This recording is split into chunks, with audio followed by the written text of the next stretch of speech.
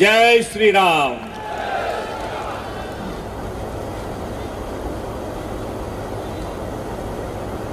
ઠાકોરજીએ જે લિસ્ટ આપી છે એનું જેટલું બને એટલું ઝડપથી આપણે સોલ્યુશન કરી દઈશું.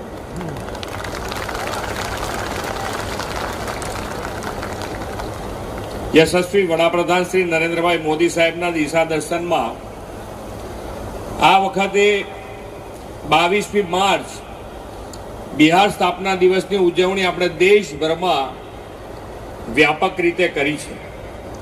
આ વ્યાપક ઉજવણી હેઠળ અનેકવિધ કાર્યક્રમોનું આયોજન કરીને બિહારની ભવ્ય વિરાસતનું ગૌરવગાન કરવાનો અભિગમ આપણે અપનાવ્યો છે.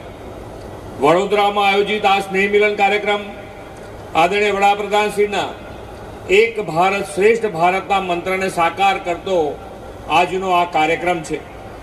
વડાપ્રધાન શ્રી નરેન્દ્રભાઈ મોદીએ આપેલા સૌના સાથ, સૌનો વિકાસ, સૌનો વિશ્વાસ અને સૌના પ્રયાસના મંત્રથી દેશવાસીઓમાં પરસ્પર પ્રેમ અને વિશ્વાસની ભાવના વધુ મજબૂત બની છે.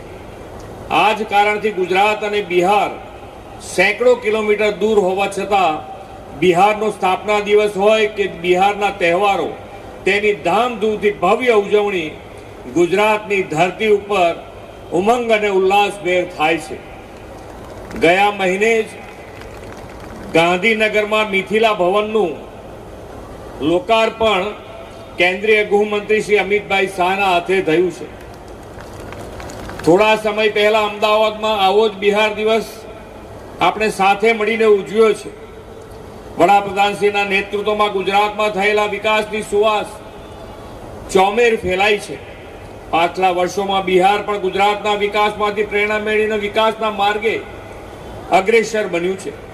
માતા સીતાની જન્મભૂમિ બિહાર તો મહર્ષિ વાલ્મીકીના તપની અને ભગવાન બુદ્ધના જ્ઞાનની ભૂમિ પણ બિહાર જ છે. જ્ઞાન, પરંપરા અને સાંસ્કૃતિક વારસાની ભૂમિ બિહારે હંમેશા દેશને નેતૃત્વ અને નવી ઉર્જા પ્રદાન કરી છે.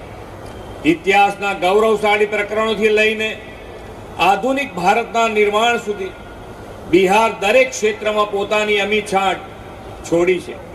આદરણીય વડાપ્રધાનશ્રીના માર્ગદર્શન હેઠળ એનડીએ સરકાર બિહારને પ્રગતિ, સમૃદ્ધ અને આત્મનિર્ભરતાની નવી ઊંચાઈઓ પર લઈ જવા માટે પ્રતિબદ્ધ છે.